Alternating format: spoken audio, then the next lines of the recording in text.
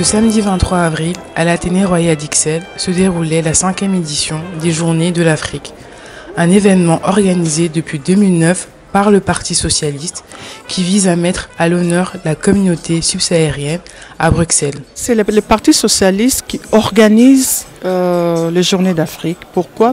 Parce que les militants du Parti socialiste d'origine subsaharienne avaient demandé qu'il y ait une journée où on parlerait de problèmes spécifiques qui concernent les personnes originaires qui habitent ici. Super journée de l'Afrique, effectivement c'est un moment convivial de rencontre qui nous attend. Les personnalités présentes ont tenu à souligner que plusieurs recommandations des éditions précédentes se sont traduites par des réalisations concrètes avant d'annoncer qu'une maison de l'Afrique verra le jour très prochainement à Bruxelles. Les Européens pensent que c'est les Africains qui sont demandeurs et en fait ce sont les Européens qui sont demandeurs. La plupart de nos ressources viennent d'Afrique.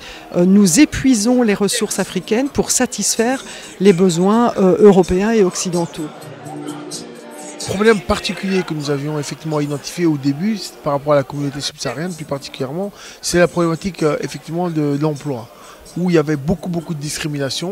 On s'est rendu compte qu'il y avait un très grand contraste entre la génération un peu plus âgée qui était en fait de toutes les communautés en Belgique d'origine étrangère la plus diplômée.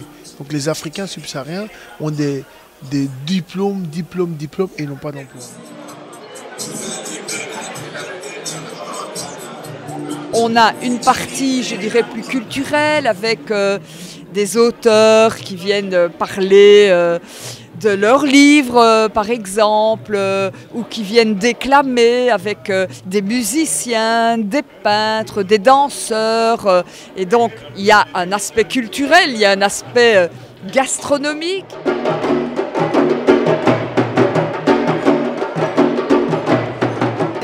Aujourd'hui, le Parti socialiste fait le point sur tout ce qui se passe comme mesures, tout ce qui est comme politique mise en place pour lutter contre notamment les discriminations ou promouvoir l'emploi. Et aussi, il y a eu des revendications des sociétés civiles.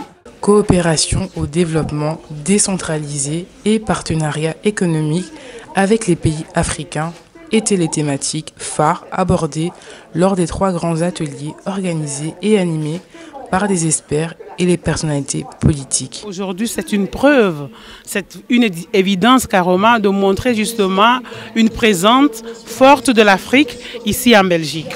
La journée s'est achevée dans une ambiance chaleureuse et conviviale avec une animation de nombreux jeunes musiciens bruxellois et la prestation remarquable de l'ASBL Théroudi.